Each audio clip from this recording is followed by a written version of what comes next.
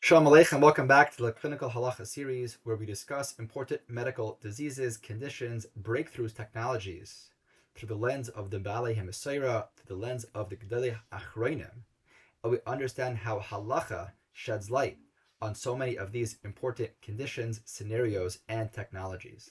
We discussed last time the amazing breakthrough technology of in vitro fertilization, 1980, an amazing discovery that's allowed thousands and thousands and innumerable amounts of couples and children to be born and to be mekayim the mitzvah of Peru Uravu. Today we're going to discuss a corollary to IVF, which is called PGD, which stands for pre-implantation genetic diagnoses, where before they implant the embryo, they do some genetic testing. This was discovered really in a clinical setting in 1990, also in the United Kingdom, as was IVF. It was in Hammersmith Hospital in London, and they were trying to prevent many of the X-linked recessive disorders from being passed on. However, it wasn't until 1992 that the first baby was born successfully using PGD, and that was to avoid cystic fibrosis. So what are the steps of PGD? Well, step one is the classic IVF, which we did last time. On step two over here, though, it's a little bit different. They don't just choose a fertilized embryo and implant it. On day 5 or 6, they do a biopsy. When it's at the stage of the blastocyst, they test some of the cells by pulling them out with a needle, and they do genetic testing in the lab. Now, it depends on what you're testing for. Some parents have only a monogenic disorder, and they'll test for one gene. Other times, they may test for a whole slew of diseases based upon what the reason why the parents engaged in PGD. Now, they test these, they look at them, then they freeze the embryos while this testing is going on, because it takes a few weeks for the testing to become verified and to understand what the genetic makeup and component is. They call this flash frozen embryos, which is in most cases about 95% does not affect the embryos. Of course, once they discover the genetic material of the embryos, they return them back to the clinic. They will either remove some of them if they have cystic fibrosis, autosomal recessive, or if it's or an autosomal dominant issue, then of course they'll thaw them and they'll reimplant them into the woman, and hopefully she will have a successful, pregnancy and delivery. Now, who benefits? So really, it depends. Anybody who has significant genetic disease can benefit, whether it's two parents who are both carriers of autosomal recessive, like cystic fibrosis, Tay-Sachs, or other conditions, or even one parent who has an autosomal dominant condition like Huntington's or BRCA mutations. So in using PGD, they're able to discern and weed out those embryos that would carry these issues. Sometimes parents have just translocation carriers where it's not affecting them at all personally, but sometimes it can cause a high risk for miscarriage or other chromosomal disorders, and therefore they will use PGD to screen for the correct chromosome balance before they transfer. So in short, in one line, it's genetic testing of the embryos to make sure they're healthy and don't carry significant or fatal diseases. The question is, how do the Paiskin look at PGD?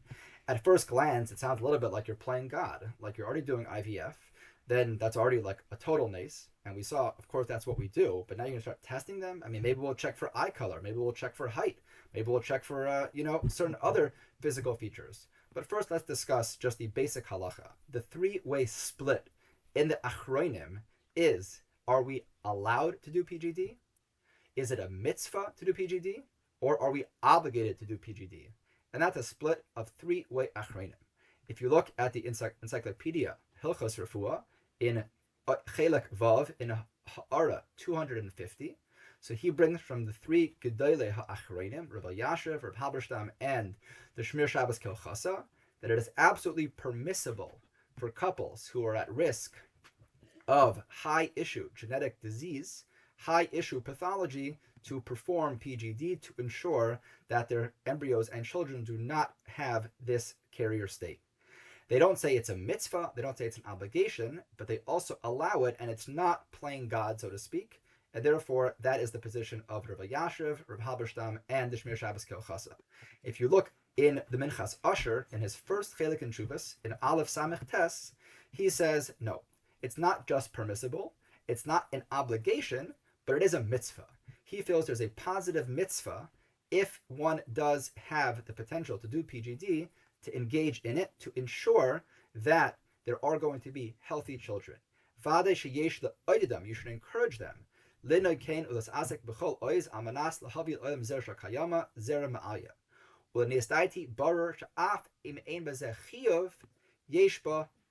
It is a mitzvah. However, there's a shita of Rav Nebenzahl, which is brought in the Shayat and Shuvas Pua in page 483, where he goes one step further. Not only is it permissible, not only is it a mitzvah, but actually it's an obligation. It's a chiyuv, it's a choiva, if there's a high risk of genetic disease that will cause significant pain or can cause fetal demise or demise in early years. In those cases, says Rav Nebenzahl, it's actually an obligation. B'chol mikrim ka'elu, which is either chashash pikuach nefesh or tsar gadol, yesh choiva lasos bira geneti. You have an obligation to do genetic PGD testing in order to make sure that there will not be children who are born who are suffering or who will not have a long lifespan. So 3 shitas: allowed, mitzvah, obligated. However, it's important to make 2 more caveats when it comes to PGD. One is that Rav Asher writes in that same tshuva, let's say parents are uncomfortable doing IVF, they're uncomfortable doing PGD, and by not engaging it, they won't be Mekayim Peru Uravu.